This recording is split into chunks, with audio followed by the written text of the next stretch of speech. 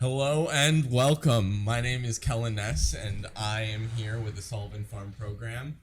We're doing a workshop called New Ag in the Next Age, which is sponsored by the town of New Milford. And so this workshop, we're going to be having presentations about the benefits and the hows and whys of investing in sustainable agricultural methods from leaders in the field. Government funding and other sources of investing will be shared in detail. So today with me, I have Cadie Pruss, AliRose Grabarz, and Chris Laughton. So our first speaker today will be Cadie Pruss with the United States Department of Agriculture. Thank you very much for inviting USDA, where I am with the NRCS, which is the Natural Resources Conservation Service. And our office is located on Route 202 in Torrington. There are offices throughout Connecticut, so if you are viewing this from another area, there's probably an office near you. But if you're local, you would be working with the Torrington office, and we work with all of Litchfield County. The NRCS, we offer funding opportunities for different projects that deal with where farmers are trying to improve some of their natural resource concerns.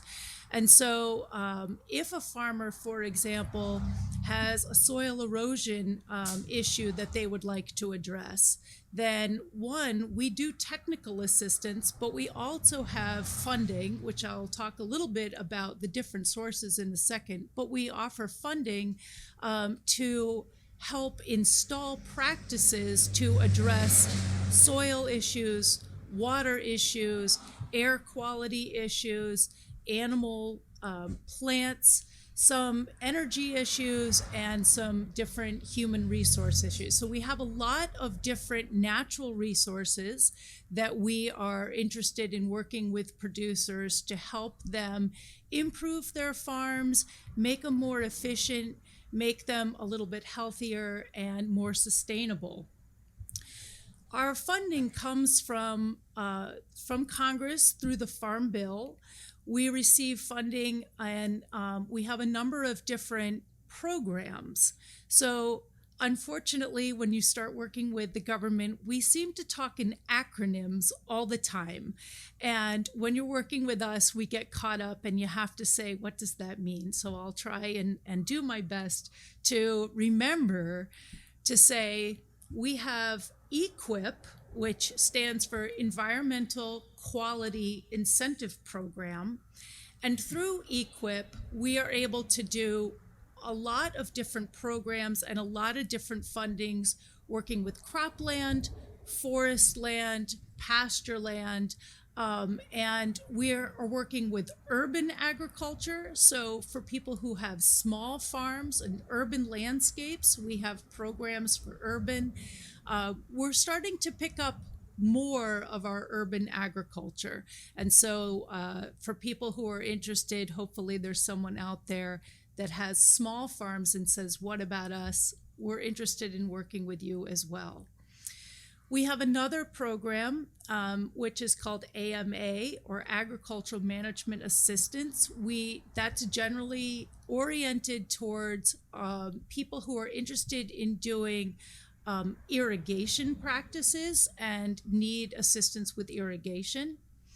And we have something called CSP, which is the Conservation Security Program. And CSP is unique because that program is designed for farmers who are doing a really good job. So Eqip, Environmental Quality Incentive Program, was one of our first Farm Bill programs, and it was designed to work with people who really needed some assistance to maybe work with their manure issues or clean up a barnyard or to try and get some larger problem. And there were a lot of farmers who then said, well, you're only working with farmers who have problems. What about us great farmers? What about us farmers who are doing everything well? And CSP was born. And in order to get CSP funding, you have to qualify, you have to be doing good work. And then we ask you to do even better work.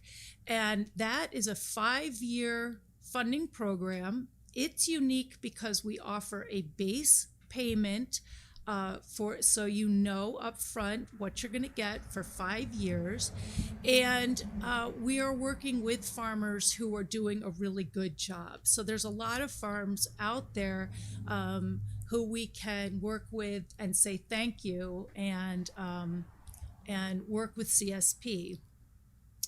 Now, with Eqip, the funding, and actually with AMA and Eqip both, the way the funding works is that we have a set price per practice, and that price is based on a unit cost. So, for example, if somebody was interested, if they needed to increase their pastures, for example, so this is an animal resource concern where their resource that they have is that they need additional pasture for the number of animals that they are grazing. We can go out, we do a basic grazing plan. We help the producer to look at how they're using their pastures. We will help them with technical assistance on pasture management practices. Sometimes we'll see that maybe they need pasture water systems, and we can then come up with a plan to assist to improve the pastures, make them more efficient, and increase the grazing for the animals. So then we would say, okay, we're going to help you install fencing. And fencing has a set price per unit. So in that case, it's a price per foot payment rate. Now, our payment rates change every year, so I'm not going to say what fence might be this year because our fiscal year actually begins October 1st. And so our payments will be changing potentially on October 1st. So I'll leave it at, we have a unit cost. But then if we say you're going to put in, say, 100 feet, and if it was $1, we would say you're going to get $100. Now, from us, the producer is the one that receives the money from us. So we pay the producer. We don't pay the contractor. If the producer has the ability to put the fencing in themselves, they may do so. We don't ask for receipts.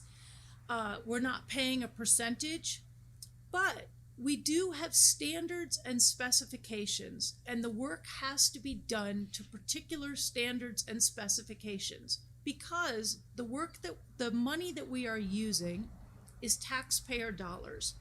And the taxpayers have said, yes, this is a good use of taxpayer dollars. We would like to improve the environment. We would like to make things healthy. We would like to make farms viable and sustainable. And so, yes, we're willing to use taxpayer dollars, but we also want to make sure that they are installing a quality product that is going to last. And so we have standards and specifications. If that producer has the ability to install a fence themselves, and it costs them, say, less than $1 a foot, then they make money. If it costs more than $1 a foot, then that balance of that cost is on them. So when somebody is working with NRCS, Natural Resource Conservation Service, and we are coming up with which practices, we're able to tell you up front, this is how much money we have to offer towards that particular practice. It's up to the producer to shop around and find contractors, and they get to choose their contractor. We don't get involved with that. But again, the contractor does have to meet standards and specifications. We do come out and provide as much assistance on the projects as we possibly can. And again, whatever the dollar figure is, we've already told them up front how much they're going to be receiving. Now, you're going to hear maybe about some grants. There are some places that have grants. And at this point, I'm going to put a plug in for the Conservation District for the Connecticut Northwest Conservation District in Litchfield County.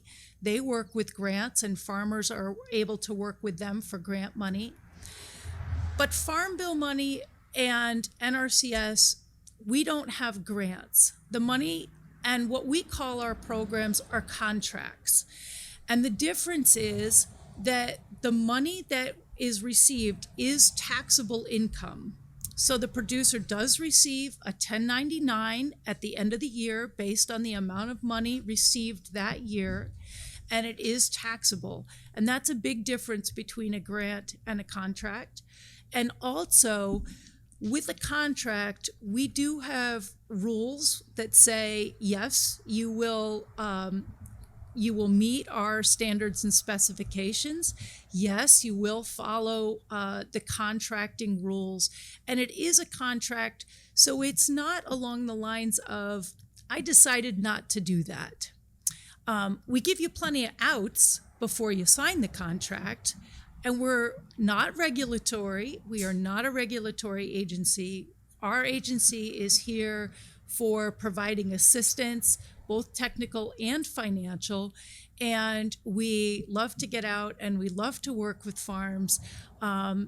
And we talk to people, and usually the process is a little more than a year, because by the time people really sort of know what they're doing in the planning process, it takes about a year for us to get through the process. One last thing, and then I'll turn it over. In that year, as I mentioned, the fiscal year starts October 1st. We accept applications for funding anytime during the year. But in order for us to begin focusing on our work and who's our priority, we do have funding cutoff deadlines, application cutoff deadlines. So our first application cutoff deadline is usually in the beginning or middle of October. So if anybody is thinking of calling NRCS, Torrington office, Route 202, you can always stop in too. We're near that new Tractor Supply that was just built. If you're interested in working with us and possibly receiving funding for this coming year, then you'd want to get your application in now, because we have to come out and do farm visits, find out what the goals are of the producer, what they're hoping to accomplish, what they see us as assisting with, and then we begin that process. If you come in, say, in January, we will still take an application and we will, again, still come out and begin the process, but we might not get the funding done until the following fiscal year. So we do have timelines and things that we are working on. When we are taking applications in October, the funding is usually released sometime in the spring, so you can tell that there's even a long delay. If there's anybody who is interested and thinks that, oh, I think I want to do something in 2024, come in now, because that's perfect. If you're thinking, I want to do something this fall, you should have come in 2 years ago. But, if you want to do it this fall, you'll probably want to do it next fall too. So start the process wherever you are, and just come in and talk to us, and we'll be happy to come out and meet with you on your farm and see how we can fit in and how we can help.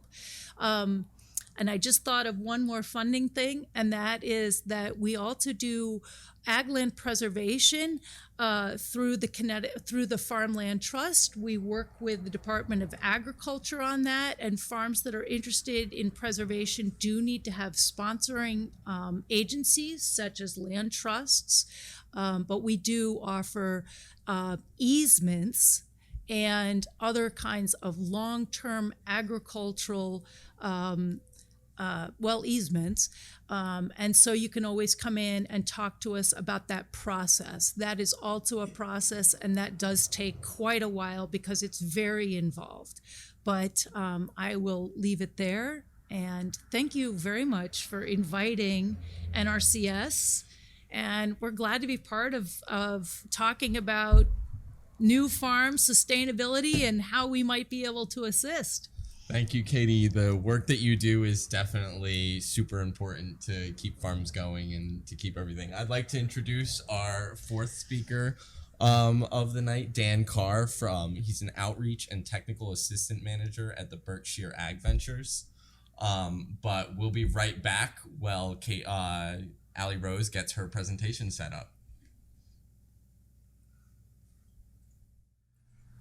Hello everyone, my name is AliRose Grabarz and I'm presenting on behalf of the Connecticut Department of Agriculture. Today I'm going to be going through our upcoming grant opportunities through the department.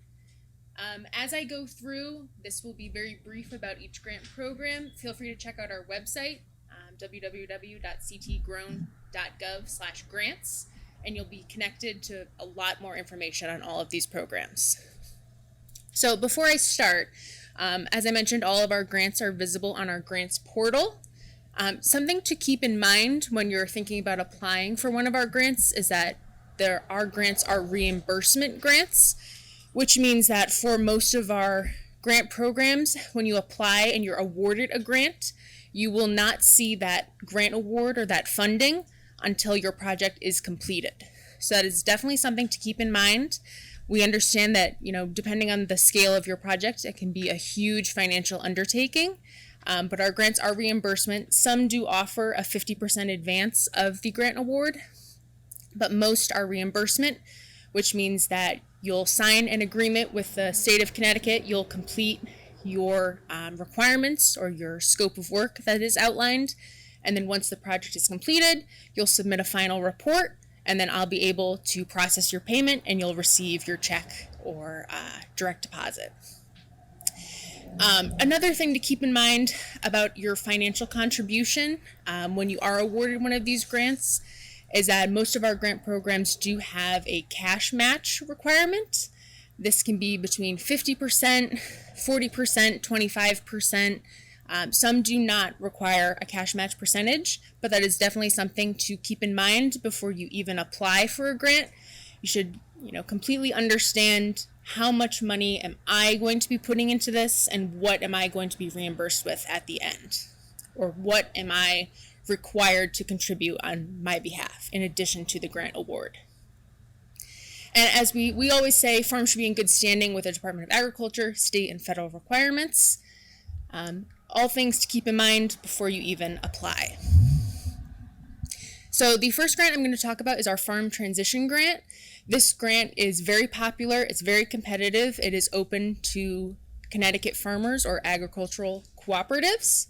We have 4 different categories within this overarching theme of the transition grant. So we do have a new farmer micro grant. So if you are a farmer in the state of Connecticut and you have between 1 and 3 years of production history, you are eligible to apply for this grant. The maximum award is $5,000 and your cash match requirement is 25%. For these projects this past funding year, we saw a lot of greenhouses, a corn planter, what else did we see? Transplanters. It's a lot of infrastructure, equipment that you need to help scale your business and help you thrive into becoming a more long-term farmer in the state of Connecticut. If you have over 3 years of production history, you are eligible to apply for these next 3 categories of the grant. So next we have infrastructure. Everybody needs infrastructure. This is a maximum award of $20,000 with a 50% match. We do not award projects of purchasing tractors or vehicles, but if you need a tractor component, something like a brush hog attachment for your tractor, something along those lines, we would be able to fund that project. New fencing, if you want to build a barn, if you need equipment for processing, any sort of technology upgrade or purchase that will help you increase your production and operation, that would qualify under this category. Now, this category is very close. It has a fine line between this category and the Innovation and Diversification Grant, which is the fourth category. This category is slightly different in that we want to see that purchasing infrastructure or equipment or making changes to the facilities on your farm will result in a new product being produced or a new method being utilized. So if you are being innovative or you're diversifying the products that you're producing at your farm, the sort of markets you sell to, that would qualify you for the innovation category.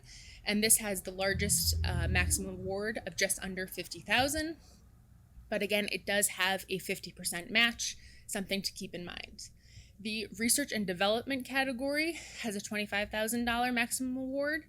And this is for, I'm a farmer and I'm looking to produce something new, but I'm not sure if the market would be very receptive to me producing this new product. So if I wanted to do some testing to see if people would be willing to support me if I produce this new product, if I wanted to hire a consultant to do some market research for me about this new product, these are sorts of projects that would qualify under research and development. Some awardees from 2020, we had Steadfast Farm in Bethlehem, Connecticut. They did a poultry processing facility. And then Penfield Farm in Portland, Connecticut, they put up some great turnouts for their emus that they raised. And I had never seen an emu before. They're fascinating. So the next grant I'm going to talk about is the Farm Viability Grant. This is another one of our big grant programs. So this is open to agricultural nonprofits, municipalities. If municipalities want to partner together, they could also apply, in addition to regional councils of government. So these projects, they have to fall under one of our 4 areas of focus. So one is DEI, or diversity, equity, and inclusion in agriculture. We want to see members of underserved groups, BIPOC individuals, disabled individuals, veterans, any member of the LGBTQ plus community. If you have any farmers that fall under those categories and you want to support them in pursuing agriculture, you would qualify under that category. We also have urban agriculture.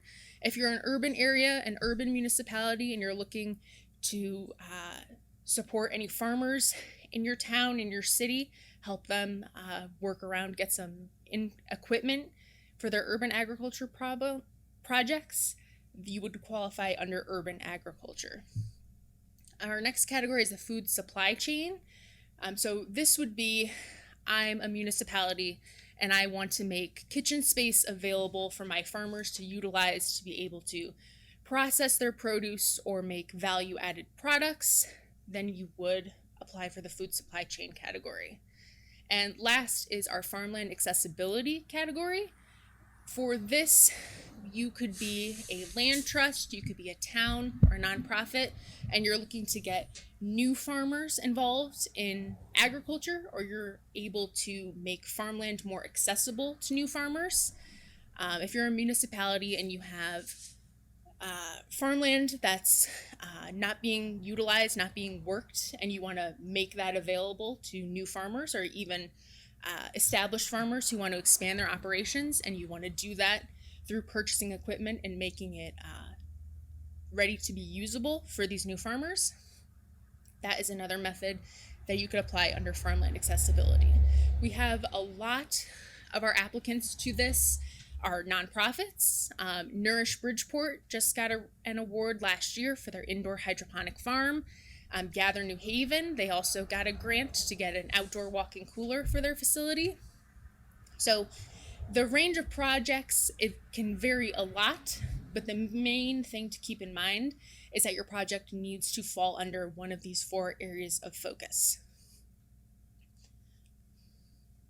So a very big program that we also run is the Farmland Restoration program.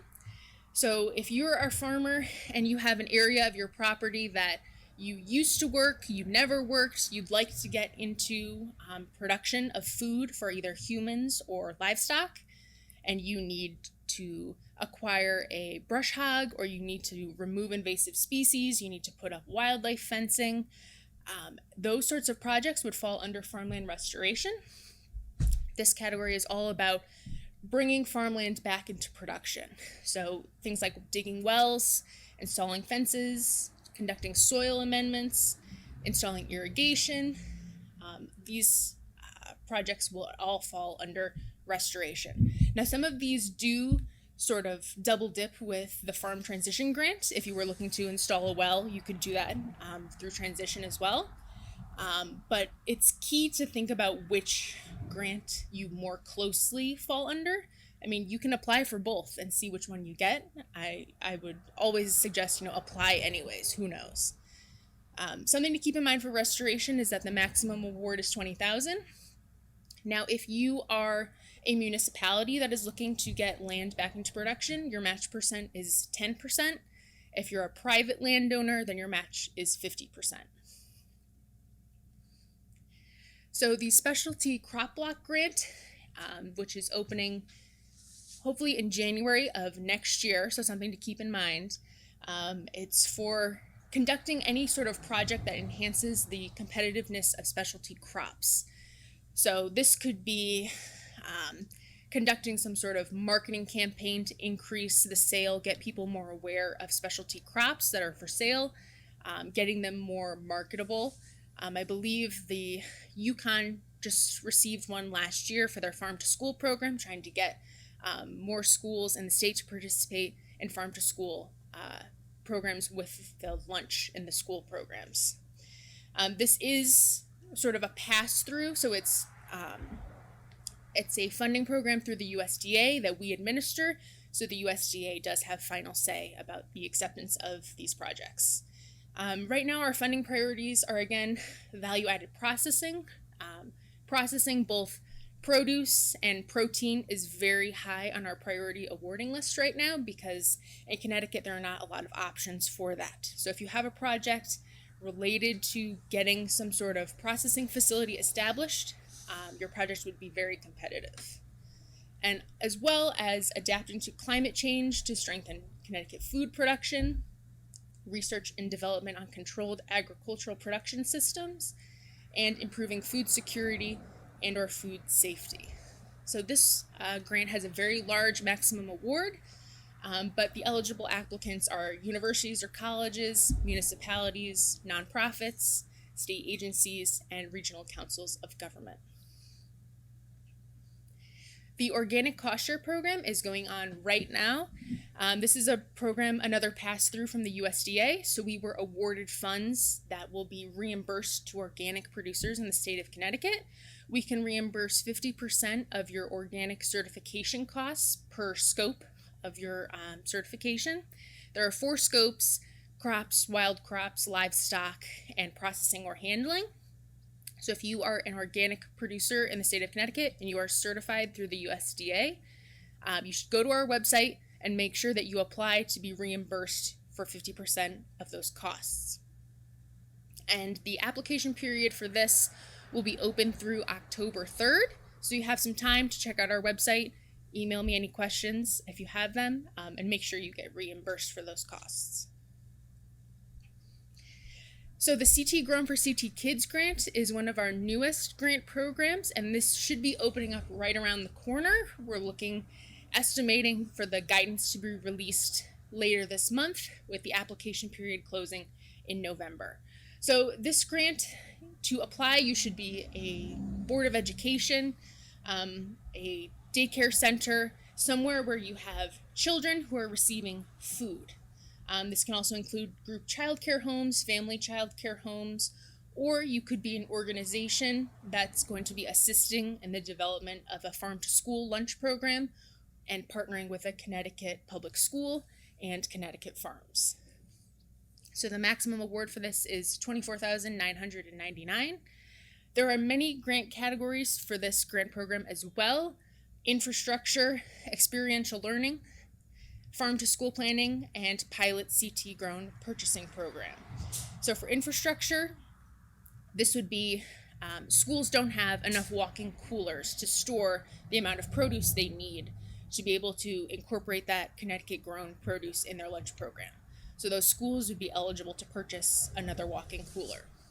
For experiential learning opportunities, this would fit right in with the Sullivan Farm education method. We want to get students out in agriculture, get them experience, get them to learn where their food comes from. So any sort of development of a curriculum or development of a program, getting kids out into these educational agricultural centers would qualify under that category. Farm to school planning. This is again with curriculum, taking a farm to school planning process, getting those components in classroom education, and teaching kids about nutrition, procuring Connecticut grown produce, and engaging the community in that Connecticut grown produce and sort of nurturing the relationship between the community and the farms in their area. The pilot CT grown purchasing program. So this would be farms in the town of Cheshire, for example. The town is going to pay those farms for their produce that's grown to be incorporated into the school lunch program. And the hope is that once this grant period ends, the relationship between the schools and the farms would sustain, and those public schools would continue to purchase produce from their local farms. So I feel like I just ran a marathon going through all of that very quickly. And I know that was a lot of information. So if you have any questions about any of our specific grant programs, I encourage you to check out our website. Again, that's www.ctgrown.gov/grants. And that will bring you to a page with all of those grant programs I just went through in a nice list. And there's lots of information on those programs. Thank you so much for your time. Thank you, AliRose. So next up, we'll have Chris Laughton, the Director and Program Manager at Farm Credit East, and we'll be right back. Hi, good evening. My name is Chris Laughton. I'm with Farm Credit East, and I'm here this evening to talk about financing agricultural enterprises. I'm going to shift gears a little bit in that Farm Credit East, we don't provide grants to farmers. We provide loans and leases for farm real estate, farm equipment, and farm operating expenses. So we are a farmer-owned financial services cooperative. So what that means is that we are owned by the farmers that borrow from us. When you get a loan from us, it comes with stock and you become a voting member of the cooperative. We have 25 branch offices throughout our service area, which is, as you can see here, New England, New York, and New Jersey. We have a staff of over 500 people. And we, in addition to loans and leases, which is our main line of business, we also provide a number of financial services, including things like tax preparation, consulting, and payroll services. So we are part of the National Farm Credit System, which covers the whole U.S. The Farm Credit System is made up of about 65 independent cooperatives, which each have defined territories, and we are the affiliate that covers the Northeast. And we serve about 17,000 farmer customers throughout our service area. They range from large multi-million-dollar cooperatives in the dairy and fruit industries to small farmers to even part-time farmers. Our average customer is a small farmer, and we have a large number of part-time farmers as well that we serve. This is just a slide that shows some of the financial services that we offer. In the interest of time, I'm gonna blow through the financial statements piece just to talk more about the loans and leases. So financing your business. One of the things to keep in mind if you're looking for financing for your agricultural enterprise is that there's a lot of options, and the option that's best for you is going to vary depending on your circumstances and your farm and your goals. So there's the Farm Credit System, of which Farm Credit East is the Northeast affiliate. The USDA Farm Service Agency offers a number of direct and guaranteed loan programs. The seller of a piece of property or equipment can be an important source of financing. Commercial banks and community banks can be important. And then there's other organizations like nonprofits and what are known as CDFIs, or community development corporations.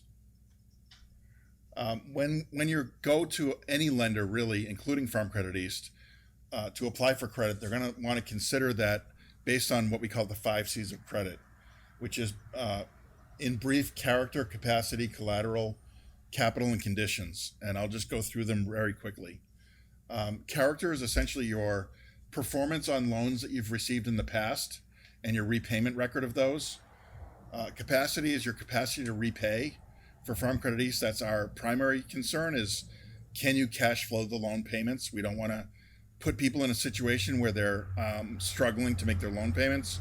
So we want to make sure that the goals of your operation are going to be financially lucrative enough to repay the loan that you want to take out. Collateral is the lender's fallback position. If you're, for example, buying real estate, the real estate would collateralize the loan. Capital is the capital that you bring to the table, such as a down payment. And then finally, conditions are things like the term of the loan, the length of it, and other loan covenants. One of the things that we found at Farm Credit East is that for beginning farmers, coming up with things like down payments, track record of profits, things like that can be obstacles to getting financed. So we created a program called Farm Start about 15 years ago. And Farm Start is designed for beginning farmers who might not meet traditional lending criteria. It provides operating capital. It's not designed to buy real estate, but it can be combined with other financing, such as a mortgage to buy real estate. But Farm Start is geared towards providing the operating piece of capital that you would need to start a farm enterprise. It invests up to $75,000 in capital with new and beginning agricultural enterprises, and it doesn't require any specific collateral or down payment. You have up to 5 years to pay back your funds.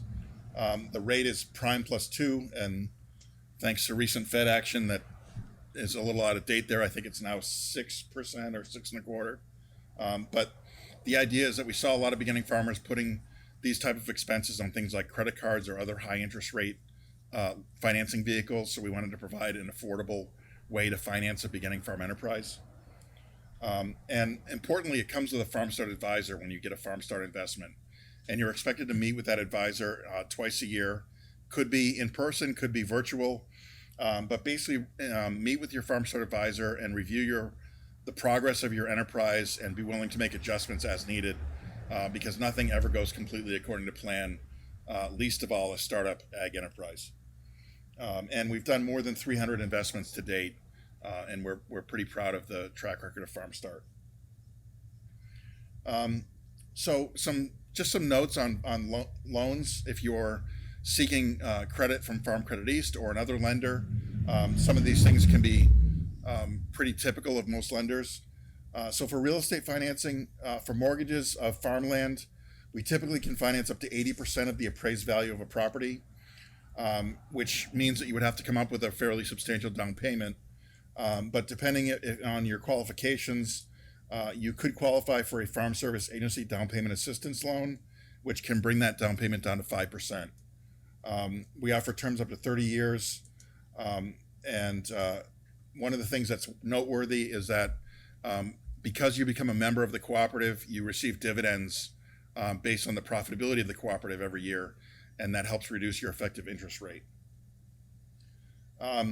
If you're thinking of approaching a lender, just a couple of notes is you should feel comfortable reaching out. You don't need to be fully ready to take out a loan to start the conversation. We're happy to talk to you early stage in your plans. If you have ideas of what you think you want to do and you're not sure what financing you might qualify for or what might be available, we're happy to talk to you.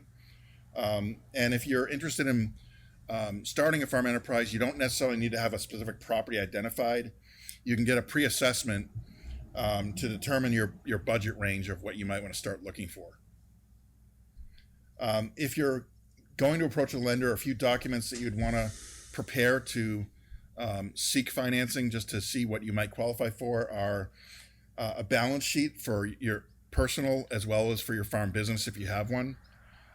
If you do have a business, you'd want to put together an income statement for it. You'd want to have your tax returns ready, including a Schedule F if you have a farm enterprise.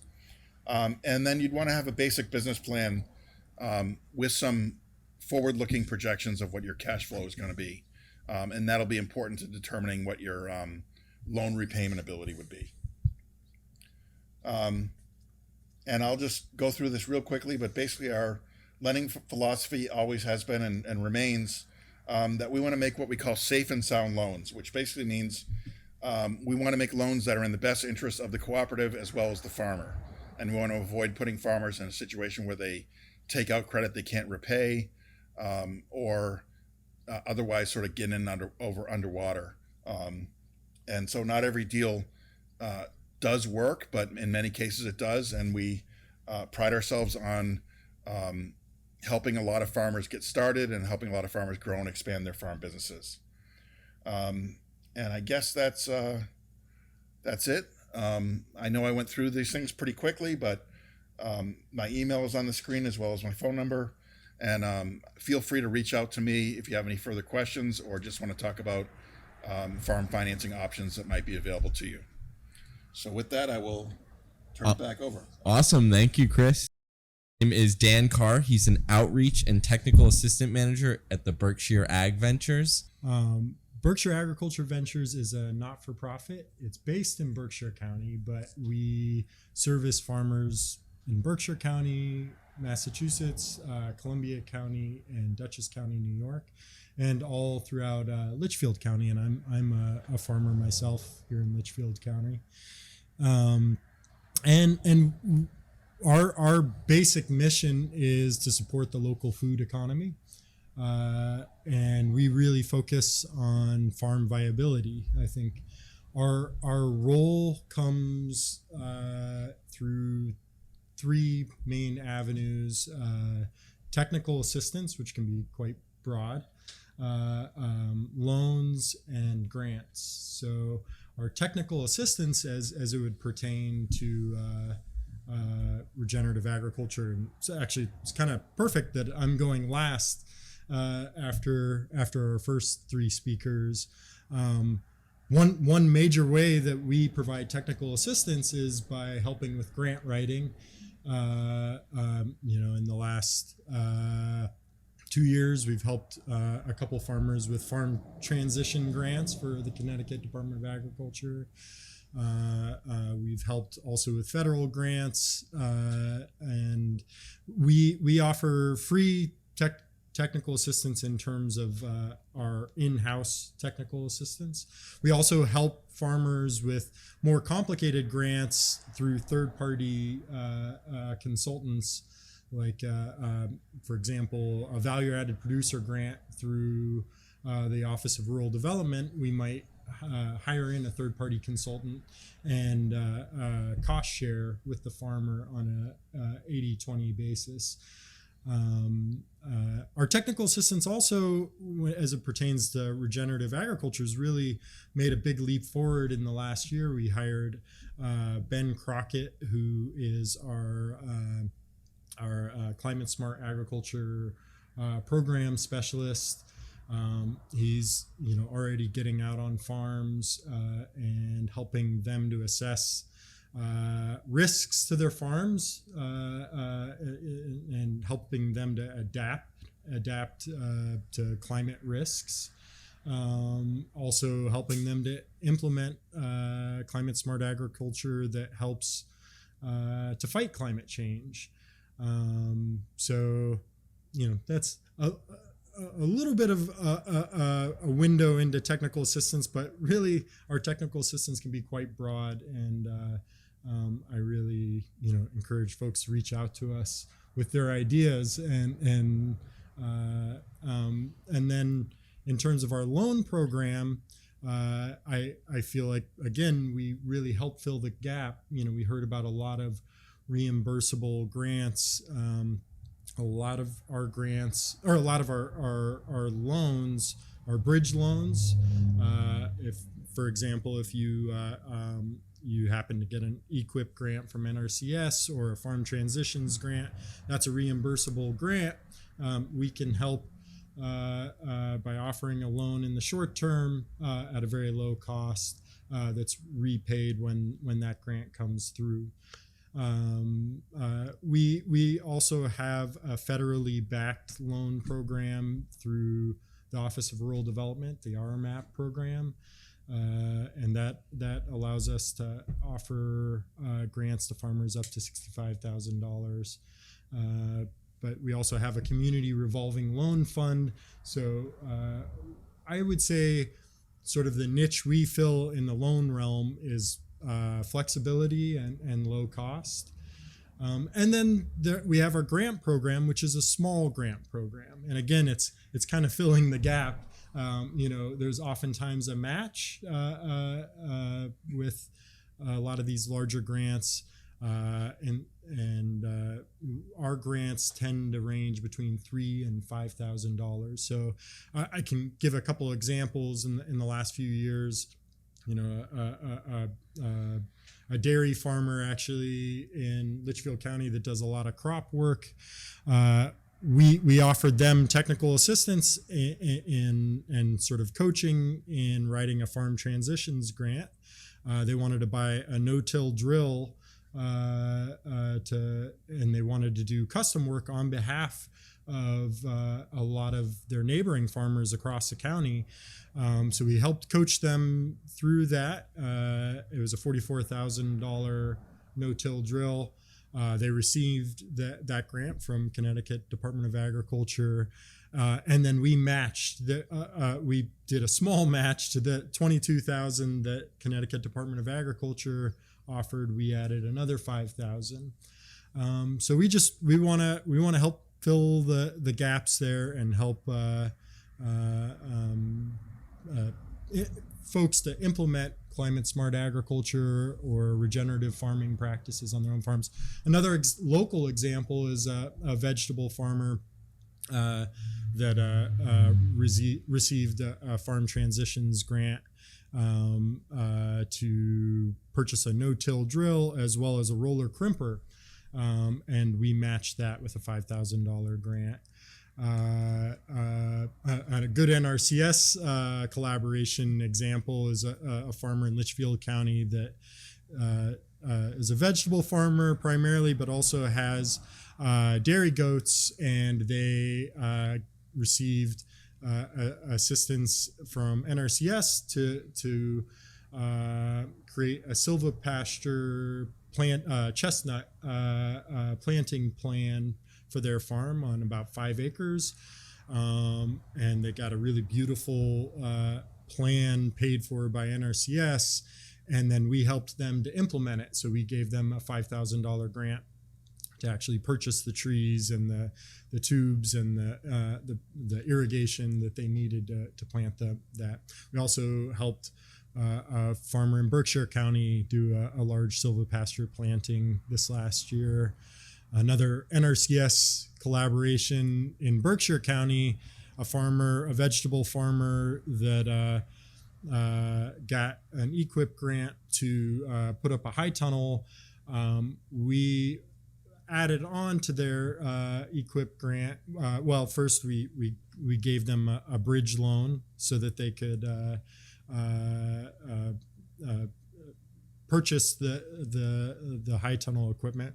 We also added on to that and helped them to make a climate battery.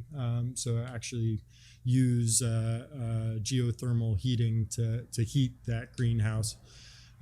So helping them to implement some climate smart agriculture practices on farm.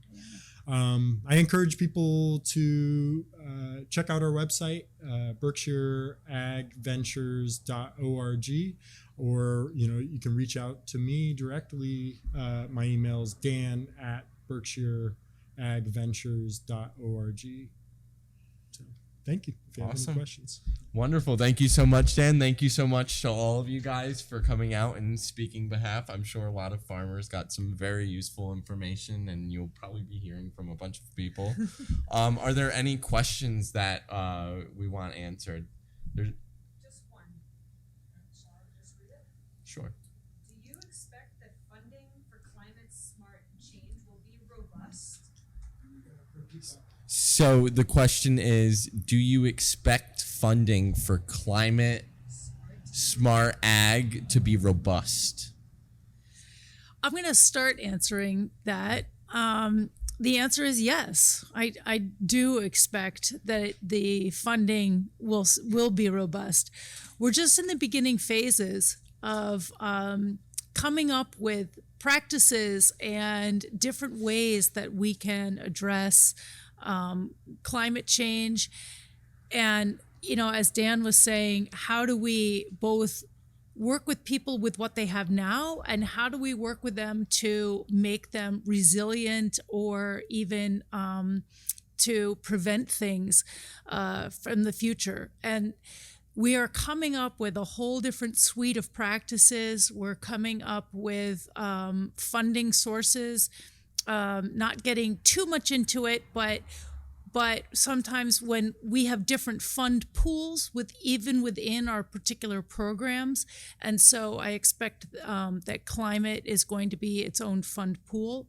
And yes, I do expect that that's going to be robust. And we're already seeing a lot of work that's being done with it, and collaboration and partners. And I just want to say that one of the things that all of us, we do collaborate quite a bit, and there's a lot of places where there's overlap. And so for any farmer that is interested, a lot of times we can help guide you with who to talk to about matches or bridge loans, or how to get through things. And so sometimes working with one of us, you end up working with all of us. And we definitely are out there to help the farmer get through and make them productive, and make them also environmentally sensitive and keep everything healthy. Again, that is why with NRCS, with taxpayers, they give us money because they want us to have a healthy environment, a clean environment, and healthy food. So we're all working in that regard. So anybody else want to take over the question? I think you nailed it. Yeah, no, it's true. The world can never have enough farmers, and it's something that we really need to push for in the future, because there's a lot of financial struggles with it in today's world, and you guys are all just here to try and help people, and that's a wonderful thing. Yeah. So yeah, we appreciate it. Thank you guys for watching, and our next live stream will be September 1st at 7, and it will be talking about pest and disease management. And so we hope to see you guys there. Thank you.